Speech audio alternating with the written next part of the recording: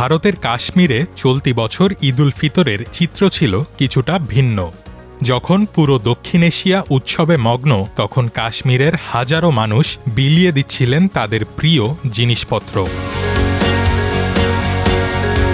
কারো হাতে নিজের অতি প্রিয় সোনার গয়না, কেউ বা নিয়ে এসেছিলেন তিল তিল করে জমানো মাটির ব্যাংক।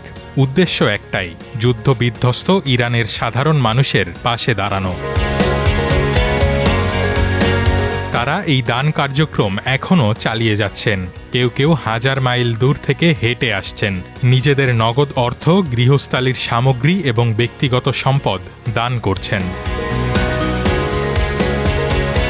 অনেক পরিবার তামার বাসন, গবাদি পশু, সাইকেল ও সঞ্চয়ের অংশ বিলিয়ে দিচ্ছেন। শিশুরা তাদের মাটির ব্যাংক ভেঙে ফেলছে, যেখানে তারা কয়েক বছর ধরে যত্ন করে টাকা জমিয়েছিল। দোকানদার ও ব্যবসায়ীরা উপার্জনের অংশ তুলে দিচ্ছেন ক্ষতিগ্রস্ত ইরানিদের জন্য। তবে ইরানি মানুষের পাশে কাশ্মীরের বাসিন্দাদের এগিয়ে আসার বেশ কিছু কারণ আছে। এর মধ্যে কাশ্মীরের এই জনস্রোতের মূলে রয়েছে বিরল সাংস্কৃতিক সম্পর্ক।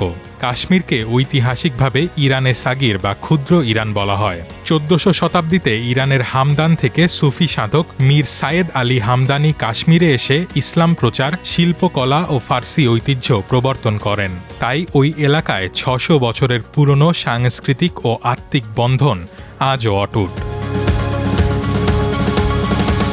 এছাড়া ভারত শাসিত কাশ্মীরের 10 থেকে 15% শিয়া জনসংখ্যা এই যুদ্ধের প্রতি গভীর সহমর্মিতার আরেকটি বড় কারণ। তবে তাদের পাশাপাশি সেখানকার সুন্নি পরিবারগুলো তাদের খরচ বাঁচিয়ে এই তহবিলে অর্থ দান করেছেন।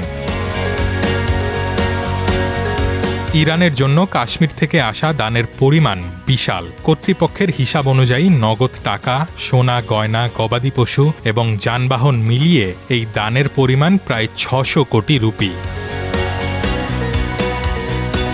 ইরানের দূতাবাস কাশ্মীরিদের এই ভালোবাসাকে স্বীকৃতি জানিয়েছে। তবে অধিকাংশ দান মানবিক উদ্দেশ্যে হলেও ভারত কর্তৃপক্ষ এর সম্ভাব্য অপব্যবহার নিয়ে উদ্বেগ প্রকাশ করেছে। জম্মু ও কাশ্মীর পুলিশ জানিয়েছে, যাচাই ছাড়া ব্যক্তিদের মাধ্যমে সংগৃহীত অর্থ স্থানীয় বিচ্ছিন্নতাবাদী বা সশস্ত্র গোষ্ঠীর কাছে চলে যেতে পারে।